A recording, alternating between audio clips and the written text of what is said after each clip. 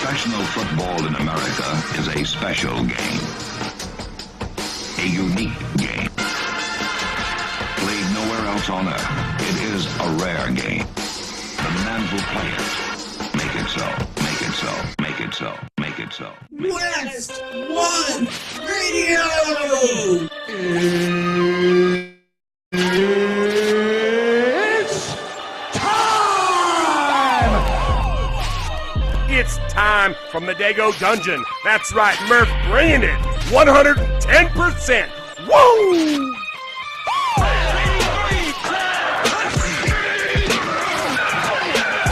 Why should we even be interested in what you have to say?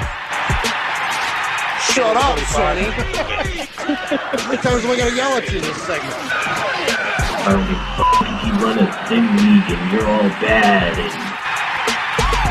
It's not Sunday no more. You can cuss. And I'm not your bro. I'm not.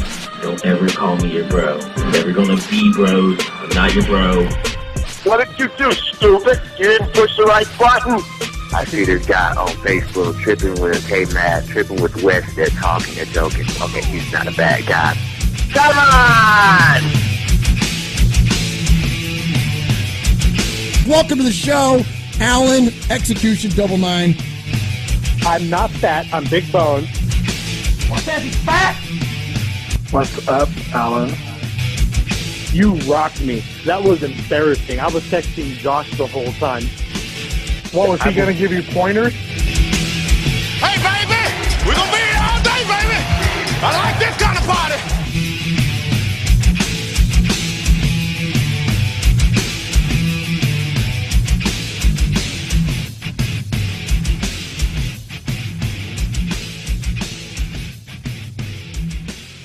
Welcome once again back into WestOne Radio. That's right. I'm your host, Murph, the Raider Gamer. We'll be here for the next, 90 or so minutes talking about a little Madden 15, talking a little bit about our WestOne. Oops. What happened there? Why'd that do that?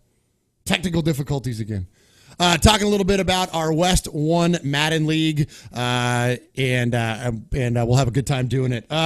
Man, sorry if I'm a little bit distracted there. Pablo Sandoval just drove in a run there, and the Giants in the World Series have taken now a 6-4 lead now against the Kansas City Royals. Man, this is an exciting time. You know, it's October. Everything's orange and black, and especially at San Francisco, where the San Francisco Giants are playing in their third World Series in 6 years. And speaking of the Giants, and of course, here on the show, I can't go it alone, and so I'm going to welcome in a fellow Giants fan, a bigger Giants honk than I. Oh, there's another one through. Golly, we might get 7-4 here. There it is. Hunter Pence scores, and it goes 7-4 in San Francisco. Man, I'm telling you, what's this fun stuff? All right, so let's welcome in my co-host, Alan, Execution 99, Auden, Ellen. How are you tonight? Well, I'm doing pretty good now that the Giants' bats woke up. I guess I'll go ahead and let you jump on the Giants bandwagon this week or so, but it feels good right now to see Brandon Belt get a big RBI right there when we need it. Well, you know, it's interesting, and you bring that up, Alan, and let's take a little bit of a I don't know what you'd call it, a tangent, a bird walk, a little bit of a sidestep from Madden for a second. Let's talk a little bit about fandom. There's something really interesting that you bring up. I am an Oakland sports fan. I'm a Raider fan, Warriors fan, Oakland A's fan. Absolutely diehard. Those are my by far my favorite teams. Hockey, the Sharks, not so much because I didn't grow up with them, and so now living in Middle Tennessee, I'm a little bit more of a Predators fan than I would be a Sharks fan. But anyways, that said, I'm an Oakland sports fan. Much to the chagrin of a lot of my Oakland sports fan friends and family, also root for the San Francisco Giants. Not to the same level that I root for the A's, not by any means, but I do support the Giants. They play in a different league than the A's, and they are as much of a local team to me as the A's were growing up. I probably attended as many Giants games as I did A's games over the years. Is a special game. Oh, no, Alan, we're going to have sound loop again. There it goes. I probably attended as many Giants games as A's games as a kid growing up. Throughout high school, I used to I hope my kids don't pay attention too much to this, but I used to cut school, and we would go to the Candlestick and spend like $3 to go sit in the bleachers out there at Candlestick and watch the Giants play in like an afternoon game, or like a lunchtime game. So I like the Giants. I've always kind of liked the Giants. And, I'm hearing that, and back then when, I'm talking in the 80s and early part of the 90s, back then it was pretty accepted that you could be a fan of both teams, especially because that was before interleague play. But I hear now that it's not so much that way, Alan. And now you live in San Jose, and you are a San Francisco sports fan, aside from your basketball affiliation. But when it comes to baseball and football, you are a San Francisco sports team fan. So tell me a little bit, Alan, what's it like out there nowadays? So in the Bay Area? A unique game. Oh, my gosh. What freaking sound? I don't know where it's coming from. Well, it's actually been like this for a while now, and I say it would go back to, I think it goes back mostly to Barry Bonds, but it seems like now you're a Niners fan, and we've had our conflicts because of that and our arguments and stuff, but it seems like now A's and Giants are more like the 49ers and the Raiders in terms of the fan bases. A's fans hate the Giants, and there's a few reasons for that. Some of them more legitimate than others.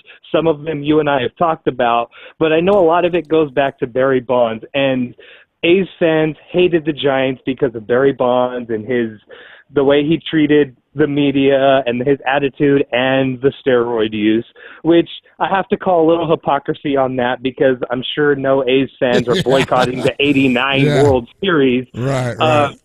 So there's that, but I will give A's fans this, and you and I have talked about this because you are an A's fan. A lot of it comes down to that claim that the San Francisco Giants organization make that they have rights to the South Bay market. And so a lot of A's fans don't like the Giants for that. And, I'm kind of like you when it comes to baseball. I root for the A's when they're not playing the Giants. But it's kind of gotten to a point where with A's fans, I try to be, hey, go A's, and they just, oh, screw the Giants. We hate the Giants, da-da-da. So I'm affiliation, which kind of sucks because, like you, I probably went to as many A's games as I went to Giants games growing up, and I loved, as much as I loved the Giants back in the days, I also loved the Bash Brothers and Carney Lansford and Ricky Henderson and Dave Henderson and Dennis Eckersley and all those guys. So it's kind of a shame that, I've kind of been turned off of the A's because of this newfound hostility for probably the last decade or so. I think it's a lot of it started. You're right. It started with Barry Bonds. I'm thinking back to the 2006 World Series? Was that when? No, it wasn't 2000. 2002. Excuse me. That's when they played the Angels, and I remember thinking, "Gosh, do I gotta root for the Angels here?" Because of course, as an A's fan, I hate the Angels, but I remember hating the Giants a lot back then too because of the Barry Bonds thing. So I think that's a good point. I think the other thing that in order for the Giants to secure financing for AT&T Park, and guys, we're gonna get to football here in a second. I promise. We just got to get this out. We promise. We promise. By like 11 Eastern, or it is 11 Eastern. So by like 12 Eastern. That's right. So in order for the Giants to secure financing for AT&T Park, which is an absolutely gorgeous place to see a game, in order for them to secure the financing for that, they needed population. And the biggest source of heads is the South Bay. And so, there's more people living in the South Bay in San Jose, where we are from and where you live now. There's more people down there. So the A's essentially turned over the quote rights to that area in order for the Giants to quantify their fan base and then secure the funding for AT&T Park. Well, once the park was built, the need for them to have that anymore basically goes away. It is a rare game. Oh my gosh, this is killing me. I don't know where that's coming from. Make it so. Make it so. Make it so. Make it so. I hope this stops.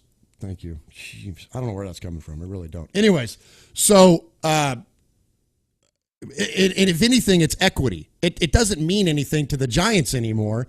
But now the A's, who are trying to secure their own new ballpark, kind of need that as well. And so without the Giants being willing to turn the quote area back over to them, it prevented the A's from building a stadium in Santa Clara, not far from where the new Levi's Stadium is, where the Niners play.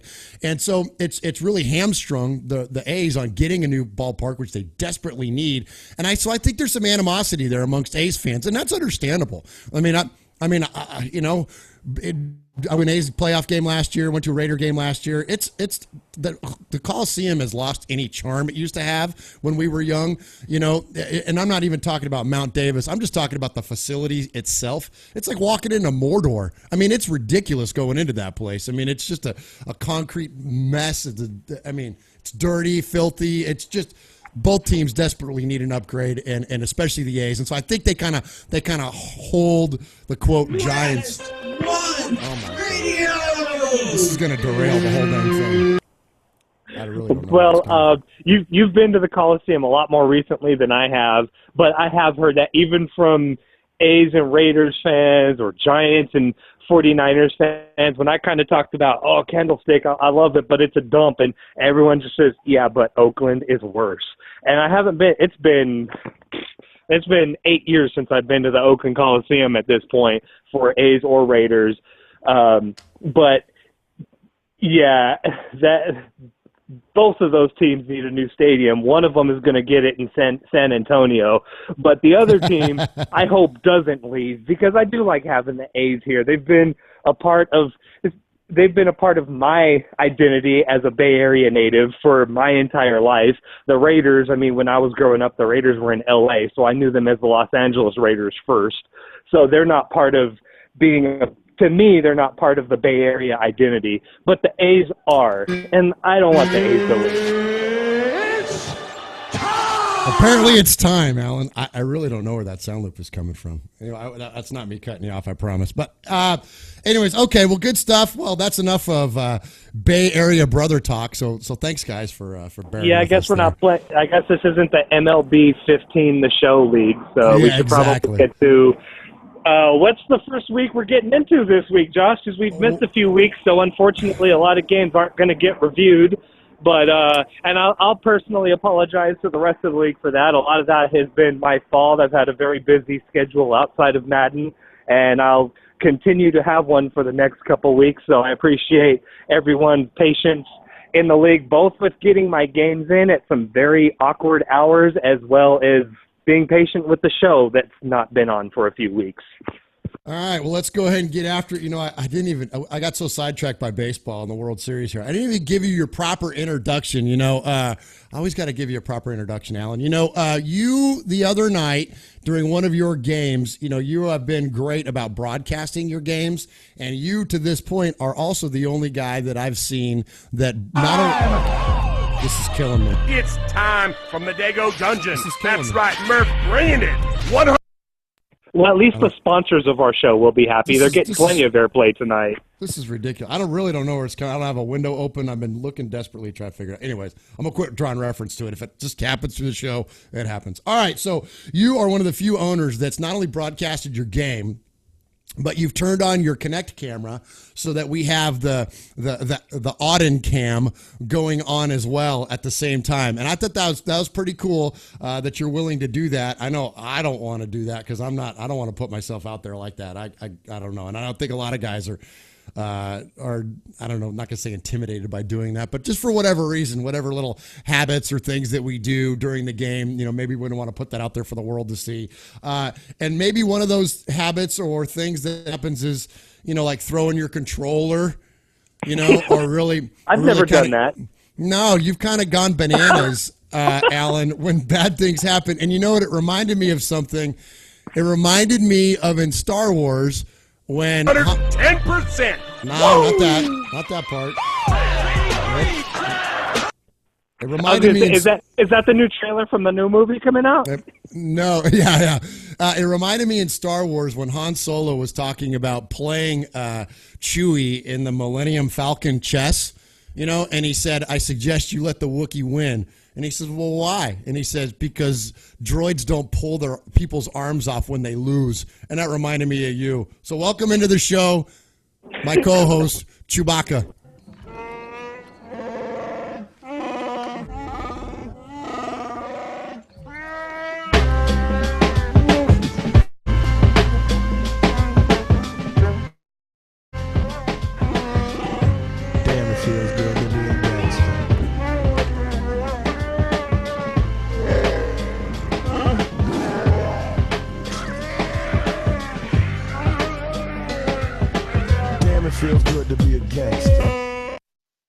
Alan, do you pull people's arms off when you lose? Well, if I could see them in person, there's sometimes I do wish I could pull some arms off. Like not in a hostile way, but Chris Washburn, I wish I could have pulled his arms off that night when he beat me with 30 seconds left in the game on that bomb into double, triple coverage or whatever it was. That really made me want to pull out some arms. Why should we even be interested in what you have? Well, maybe once the intro plays its way all the way through, then maybe it will stop there. All right, well, good deal. Well, you brought up some scores, Alan. So let's go ahead and get into it, and here we go. All right, Alan, we're talking about Week 9 here in WestOne land.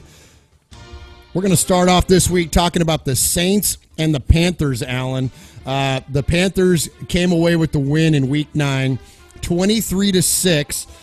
The Saints, let's see, they had 27 pass attempts and 8 runs, Alan. It looks to me like the Panthers controlled the time of possession in this game, really limiting the amount of opportunities that Mr. Browning had with those Saints and with Drew Brees and all the different playmakers he had. And the Panthers run away with this one, 23-6.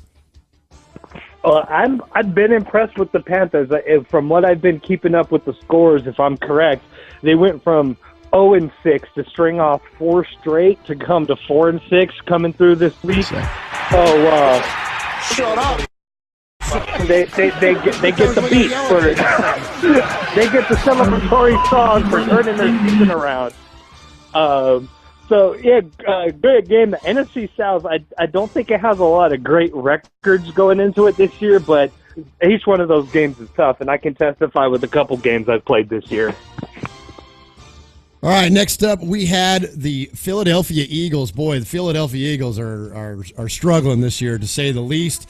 Looking for that first win, but unfortunately Nick Foles comes up with 3 interceptions, and the Texans score 34 points in this game and win 34-7.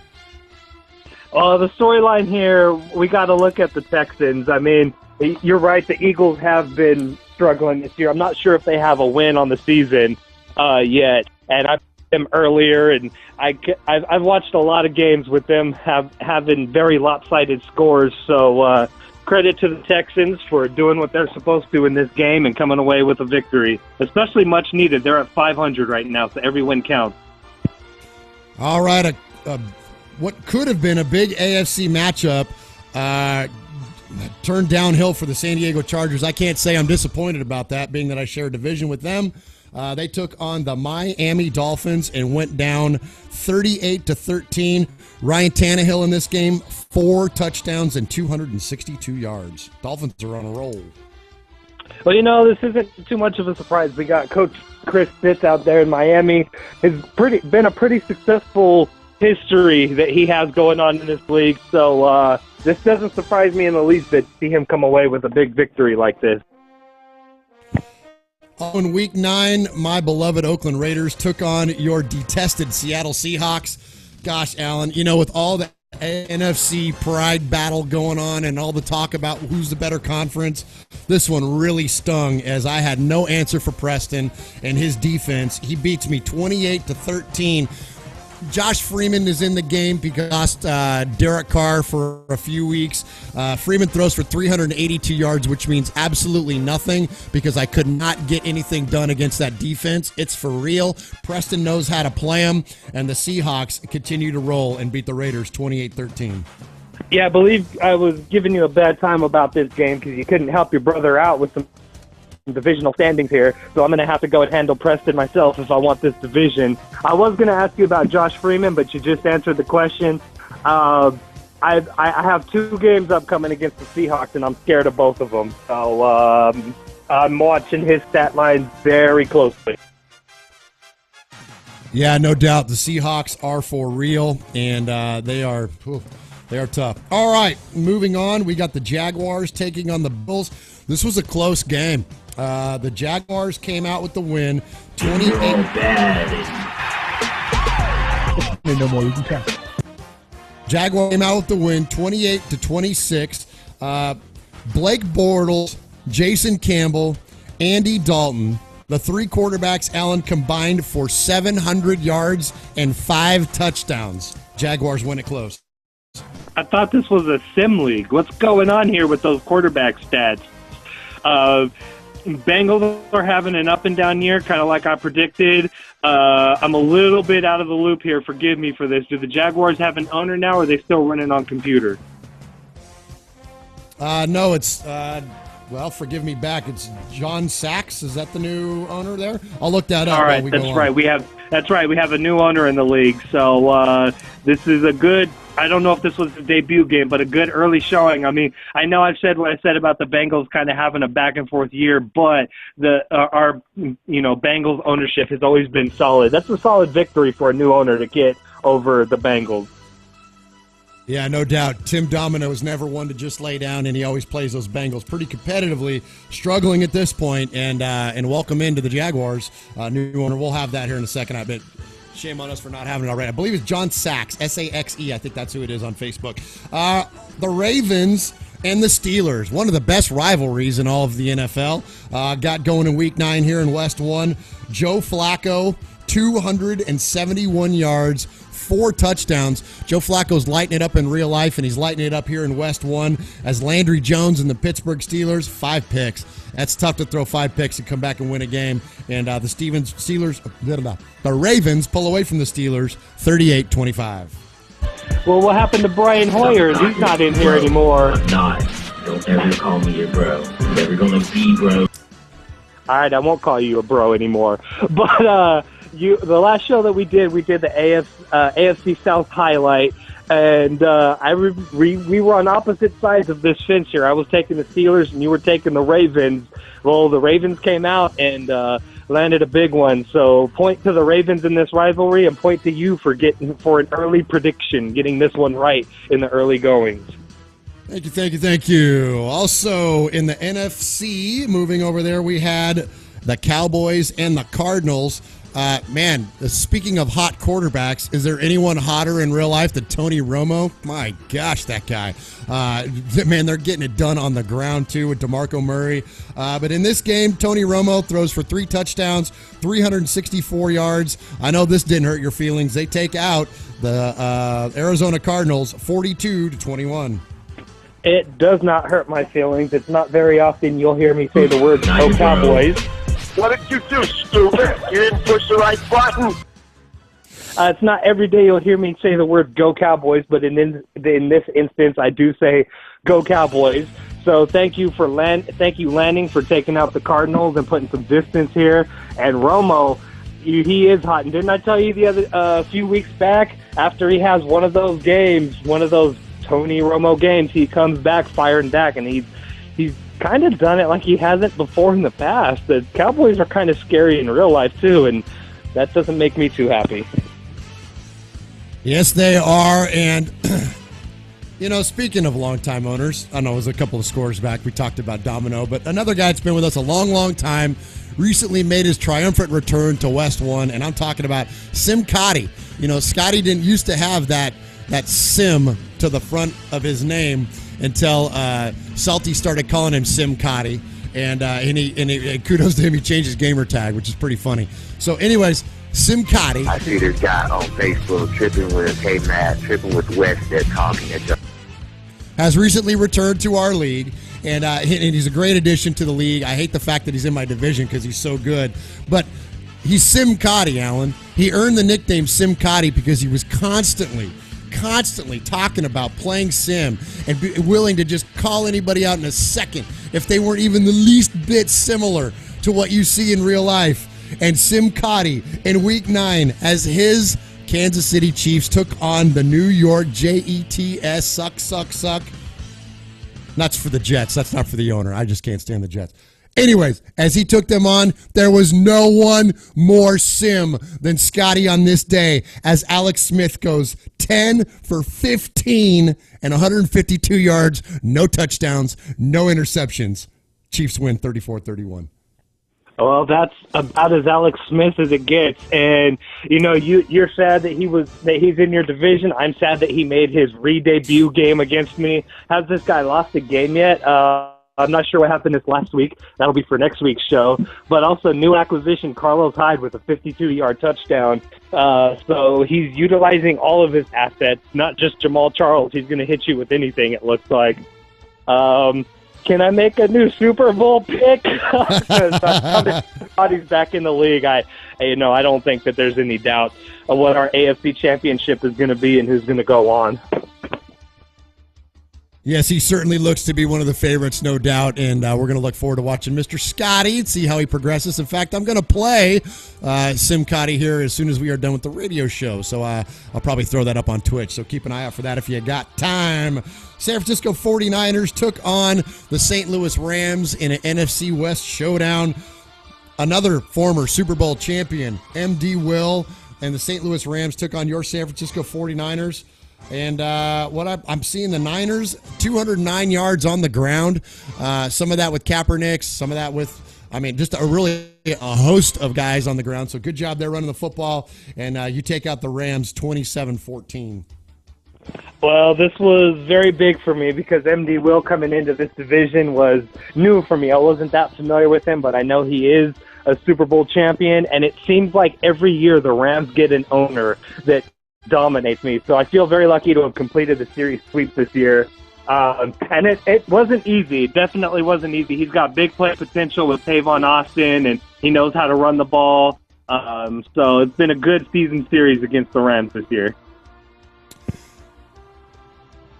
The Washington Redskins took on the Minnesota Vikings, and Marvin and his Redskins come out with the victory, 19-14 over the Vikings. Alfred Morris on the ground, 22 attempts for only 85 yards, but I like the way that it looks like he probably controlled the clock, controlled the time of possession in this game, and the Redskins win by 5, 19-14. I got to ask what's going on in Minnesota over here. This was the team that I predicted to win this division, and right now they're keeping Josh Norman in it, and that's not okay, Terry. I know you're better than this. You still got Adrian Peterson. You're still running pretty solidly with him. 16 attempts, 75 yards, and a touchdown. So you're still going with Adrian Peterson, but I'll trade you a quarterback or something if that's what you need. But let's get it together here, Minnesota. You have high playoff expectations. The Denver Broncos take on the New England Patriots in what was a little bit of a shootout. A couple of pretty good owners with pretty good teams here. Sadly, the Broncos won. 42-35 over those Patriots. Alan Julius Thomas, 14 receptions, 200 yards, and 2 touchdowns. Someone put a safety on Julius Thomas. Well, I think OC might need to watch some game film over here, too, because isn't this the stat line that you've been begging for from Calvin Johnson on a weekly basis? But the Broncos can get it from Brock Osweiler as their quarterback. I think Peyton Manning had a suspension that week, and it didn't faze them. Brock still went off for 325 yards and 3 touchdowns. So Chris Washburn answering the call. Absolutely, and that's an excellent point that Brock got it done. And one time Brock Osweiler was one of those guys that and I'm going back to the time when the players had certain progressions automatically built in. This was before the connected franchise or connected careers mode where you could actually choose how to progress your players. At one time, there was nobody mathematically better in the game than Brock Osweiler when you take his starting stats, his age, and his progression. He, within, I think it was 2 or 3 years, would become the best quarterback in Madden if you used him. So kudos to Chris. I don't think that's a mystery to Chris. I think he knows that, and as soon as Peyton hangs it up, I think he's going to move Brock into the starting position. Last on the docket for Week 9 is the Tampa Bay Buccaneers and the Cleveland Browns, a team surrounded by controversy in real life and here in WestOne. The Buccaneers win big, 41-27. Johnny Football. Okay, he's not a bad guy. Come on!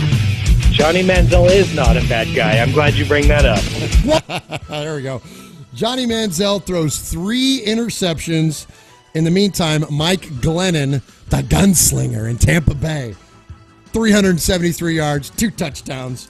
Buccaneers win big, 41-27.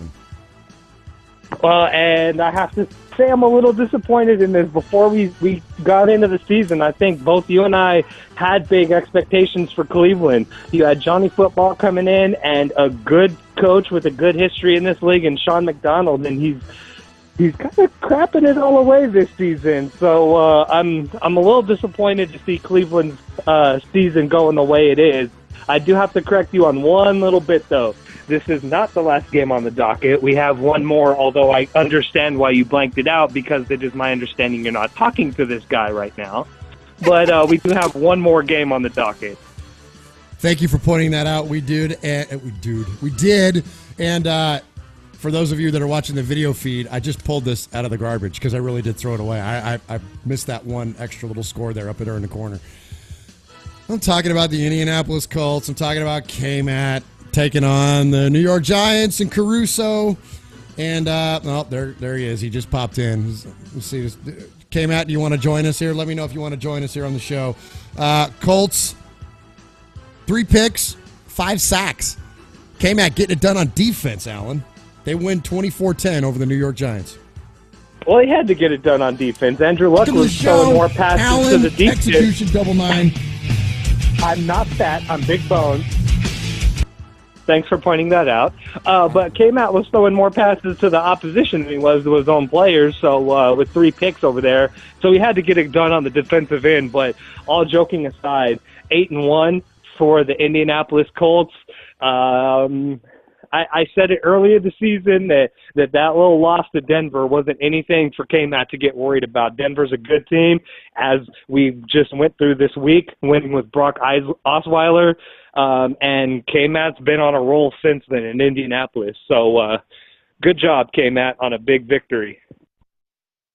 All right, Alan, that takes us to the end of the Week 9 scores. So let's go ahead and let's move on to let's talk a little bit about the league. Let's talk about some of the changes that have been made recently. There's been that was a little bit of. What's up, Alan? You rocked me. That was embarrassing. I was texting Josh. Well, it's nice that every time that happens, at least I could glance up at the TV and I see that the Giants have taken an 11-4 lead in this game in the bottom of the 7th. This is over. Yes, I am perfectly okay with that. Absolutely. Okay, so let's talk about some league issues. There was a mild issue when it came to the aforementioned Julius Thomas and his 14 interceptions, 200 yards. It was made mention or made note of that, spamming one player on offense, is that, I hate to use the dang word, is it sim? Is it what we see on Sundays? And the response by Chris was, what am I going to do, not throw to him if he's open? And, I tend to fall on that side of the equation. Again, this was the lesser of the controversies this week, and it was just an open discussion, and I think everybody's got a different opinion on it. The whole time. What, was he going to give you pointers? Everybody's got a different opinion on it. I happen to fall of if you're not taking advantage of a game mechanic and you're just running your offense and you're not running the same play over and over again, if you're running different plays and that player continues to get open, then again, what are you going to do? Not throw to him? I mean, it's at a certain point, your competitor needs to be able to step up to take that player out of the game. It's not hard to double a tight end, and then I know that they get free releases, and I know there's different discussions around the tight end position, but there are things you can do. Heck, I love throwing to my tight end, and there are plenty of people that shut me down, and that user control a linebacker or whatever the case may be. There's plenty of things you can do to take the tight end out of the equation, and so I think at a certain point, the onus has got to be on the guy on the other end of the sticks that We're going to be here all day, baby. I like this kind of party. That if you're going to continue to let that guy just get open time after time, well, then that's got to be on you. Again, as long as that player is not running the same play over and over again, or as long as he's not taking advantage of a game mechanic, then I say have at it. And I have to agree, and this is mildly tied to the second controversy, but it goes a lot further than that as well. I mean, this has been a discussion going on for, years that we've been in this league, about, this route is cheese or that route is cheese. And it's been, the hook routes are cheese. The corner routes are cheese. The read option is cheese. The fullback angles are cheese. And it gets to a point where it's, okay, then what routes are we supposed to run? Because you've just gone through a very large list of very common and very standard NFL routes. And you said that the tight ends can be taken out of the equation. Josh Norman loves to point out the fact that in our last NFC Championship meeting, he held Vernon Davis without a catch. So he knew how to defend my tight end routes. The hook routes are very defendable if you know what defense to call, and you don't have to do anything fancy to do it. The fullback angle routes are very defensible. The read option is a lot more defensible this year than it was last year, admittedly. That's because the whole run game has been toned down, and rightfully so. I kind of fall on the same line. If my player's open, I'm going to throw to him. I'm not going to not throw to a certain player because he has too many catches on the day. And as a competitor, if my opponent is giving me something that's constantly open and he is not defending it, well, I shouldn't have to just purposefully go to another play concept because my opponent is struggling to defend it, especially when they can be defended pretty easily. I'm hoping we're coming to the end of that sound loop. We've hit that once before, and it's found its way out. I think it's just a little bug on Google Hangout, so hopefully that thing's done. Yeah, I agree with you. As long as you're not running that same play, if it's I don't know, we'll call it. Say you're running a Texas out of, I don't know, pick a formation. We'll just say a standard I. Okay, so say you're in a standard I and you're running Texas. If you're calling that same play over and over and over and over again, then I think that it gets to a point where it's like, okay, even though your guy, your opponent is not stopping you, it is on you also to change it up. Now, would that hold suit in real life football? No. If Bill Belichick finds a weakness, if Josh McDaniels finds a weakness in the defense, calls a play. Welcome. Oh, wow. Now we're looping the show back around us. That's interesting. Okay, so, I guess what I'm getting at. Oh, this is going to be, if it gets too crazy, we may have to stick a fork in it and reboot this thing if it starts getting too complicated.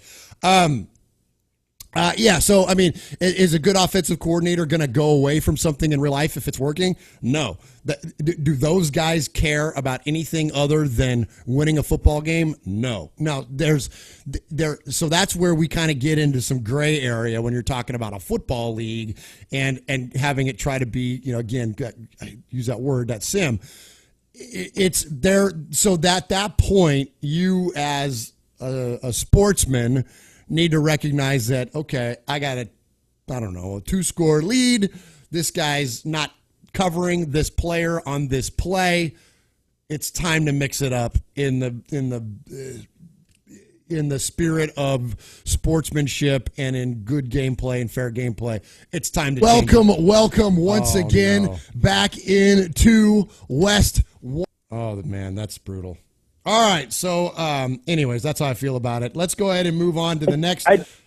Before we go, I did have two quick points and then one question. And I'm paraphrasing here because I don't know the exact quotes.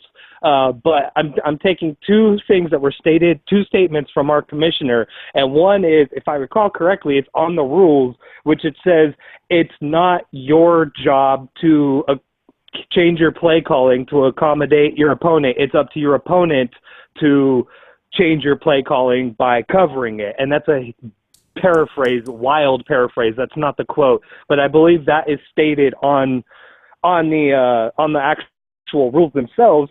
And the second is in regards to like running up stats and stuff. It's I remember a statement: if you can do this against a human, have at it, but we're not going to run up stats against the computer. And this was last year when the CPU was incredibly easy and automatic win, and you could just stat pad was what that game basically was.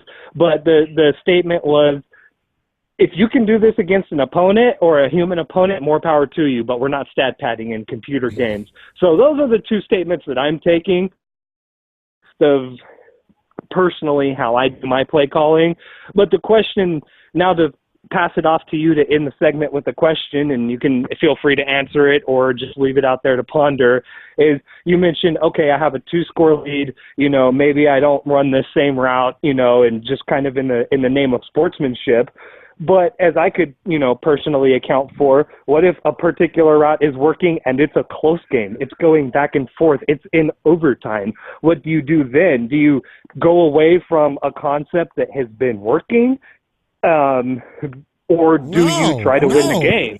No. And I think that it's an easily answered question. And, if you're asking it in the spirit of discussion and good radio, then I appreciate that. If you don't come to that on your own, then I would challenge you to figure it out, Alan, because no, of course you're not. I mean, everything is situational. If you have a game in hand, do you need to play it the same way as you would play it in overtime? No, heck no. And if you don't see the difference, and I'm not saying this to you directly, but to anybody that may have this opinion, then shame on you. If you can't figure it out when's an appropriate time to keep on the gas pedal and when the time is to back off, then radio. That's right. I'm your host, Murph, the Raider Gamer. We'll be here for the next 90 or so minutes talking. Next time this happens, we're tapping out. We're going to restart the show. Well, that's a good tonight, but next time that we're doing a show and we get the sound loop, that's incredibly distracting. Anyways, no, heck no. You don't play the game the same way. If you have a 2-score lead, no, you don't play the game the same way as if it's tied up going into overtime. No. Well, and I completely agree with that. And the question was more so for, the sake of radio than anything else. But I think it is kind of a personal question that myself and others have had, because obviously this is an issue. Players in this league have had it. I've had it. Others have had it. And so the other thing too, and hang on, I'm going to interrupt you. The other thing to take into account too, Alan, is that it's knowing your opponent as well. Okay, I have a long-standing a little Madden 15, talking a little bit about our WestOne. Oops. Now we're going to get the sound loop on the sound loop. This is going to get really interesting. Alan, the other thing is knowing your opponent. Go dog. You know what I mean? Like if I run the score up on you and I run some stats up on you, or vice versa, I'm going to have way less of an issue or concern with it than if I run it up on our new Jaguars owner. You know what I mean? Like, that's the other thing, is that if it's Ostie and Norman going at it and someone blows out the other one 62-0, who cares? I don't think one way or the other, no one's going to be bothered by that. But if you take on say you're playing our new Chargers owner. What happened there? Why'd that do that? Here, look at this. Technical difficulties again. This is crazy. Talking a little bit about our WestOne Madden League. Oh, gosh. We might have to stick a fork in this thing and reboot it. I hate to, but anyways. If we need to, it's a good time. We're between segments. It's our commercial break that we were going to take anyway. So instead of a commercial break, we just have a reload. Let's do that. Let's go ahead. This is really we're coming off the rails a little bit with this sound loop. I apologize to anybody that's been in listening to us. It's something has to do with Google Hangouts, and we'll have a good time doing it. Man, sorry if I. All right, there we go. All right, let's go ahead and take a break here, Alan. We'll shut. Give me about 5 minutes to reboot everything. I got on my computer here, I got 10:45. We'll say at 10 minutes to 11, we will kick this thing back off, and we will start with the Week 10 scores. So we'll see. All right, you there. Josh, will that be the same link or a new link for our listeners? It's going to be a new link. I will get it to you, and I'm sorry, we're not going to start with the Week 10 scores. We're going to talk about the one rule change that happened on the first and goal defense. We'll go ahead and start off with that, and then we'll get into the Week 10 scores. So, again, sorry to you guys. We're going to have to do this, though, because of this technical difficulty. So we'll see you here in just about 5 minutes.